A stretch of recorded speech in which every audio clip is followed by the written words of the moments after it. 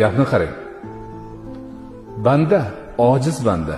Allohni yaratgan maxluqlarning ichida eng ojizi inson bo'ladi.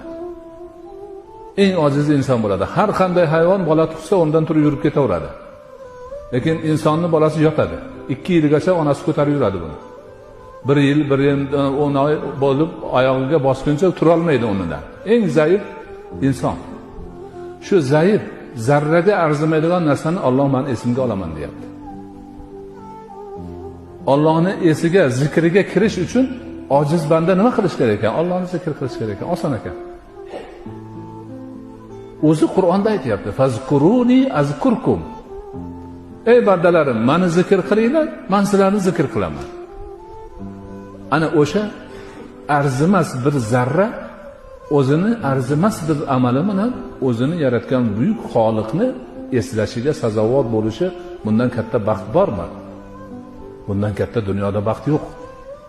Boshqa hech bir mavjudotga Alloh bu gapni aytmagan.